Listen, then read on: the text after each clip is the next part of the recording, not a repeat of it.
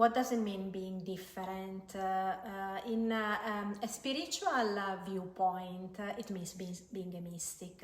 So it means looking at things from a different perspective, believe the unknown, the unseen, and having the opportunity to and the wish to help others just by approaching the way of living in a different way. So having the opportunity to take things back to the natural code of living compared to the current viewpoint that our system, our society is trying to impose over us.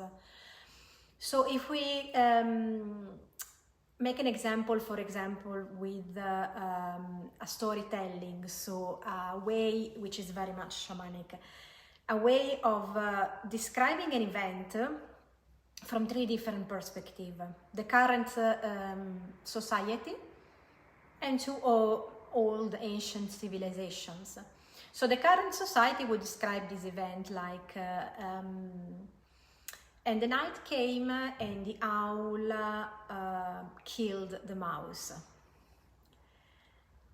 An ancient civilization, like for example the Mayan one, where the perspective and the interest and importance is over the element of the night, would read the event in a totally different way and would say, and the night came and the mouse closed its eyes. So the main important aspect is the night, the darkness, the death.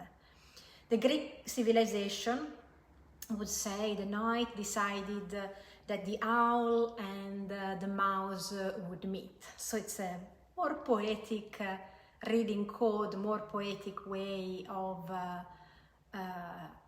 interpreting and reading the reality. So it means being aware of a different level of happening, of a different way of viewing what's happening around us. And this is also very important when we try to being out from our comfort zone and read the events that are happening in our life as always and interconnected with what we are as an individual person. So if you are the owl, you open the door to an infinite number of problems, which is exactly what our world wants, because in this way you can consume a remedy, medicine, therapy, so you remain in consumption of something, of a product, so you remain in need of something that the current system wants you to buy, wants you to being in need of. But the ancient civilizations, or the shamanic point of view of the healing perspective, would say that actually problems are events that are always there,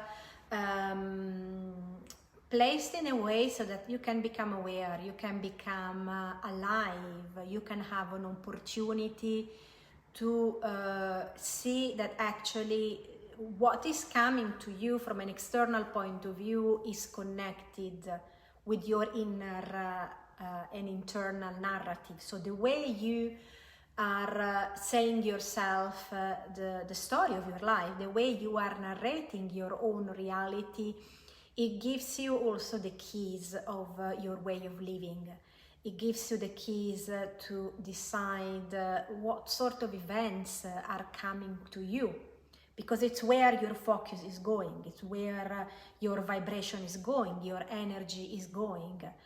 And also the way of introducing yourself, and the storytelling is a very shamanic element, one of the most important elements, because it's connected to the ancient tribes. It's connecting to the way of saying stories from one generation to the other one. But still, in our society nowadays, the way we introduce ourselves to our people is already saying everything. Is already saying what is the label that we want on us.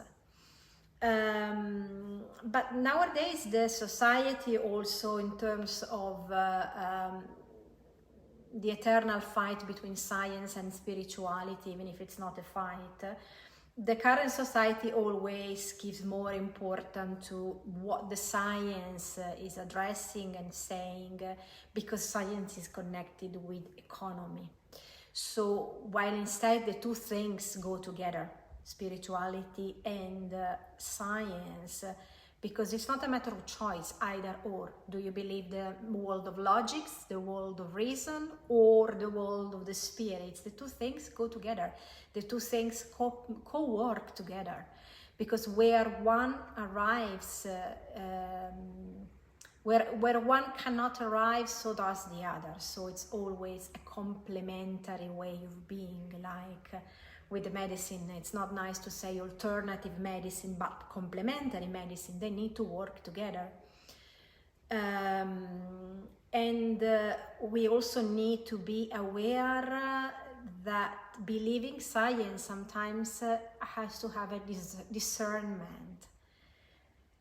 Where the science is connected with economy, where the science is trying to become a way of the economical propaganda, then we just need to be careful. We just need to connect back with our inner part, and there is where we can be an outsider. There is where we can be a mystic. There is where we can be different, and trying to be mindful and observing if the events that is in front of us, the news that is in front of us, has a complete view in the way of reading, has the reading code of nature, of the natural and ethical way of being, or has the reading code of man. So this is exactly how we need to become brave, to create this distance, because being different, it means to have an opinion sometimes that is very different from what the other people around us are saying. And it can also be, it can also mean being alone, being like all the mystics for the majority of their times are. They have their own views, their own ideas that can be either developed from their own wisdom or channeled, and sometimes this idea, this point of view, do not meet the community point of view of other people, because they are out of the box, because they are different. And where exactly we need to have the courage of keep being aligned with our heart and align with the spirits, aligned with the universe. And if we truly feel that what we are explaining, teaching, expressing has a validity, even if it's entirely different from what the society is expecting for us, we need to be able to remain on that path and leave people and leave situations that don't resonate with us, with respect, without attacking, without criticizing, but simply create a distance, simply create this connection from an energy of a person, of the energy of the situation that do not resonate with the world of self-love.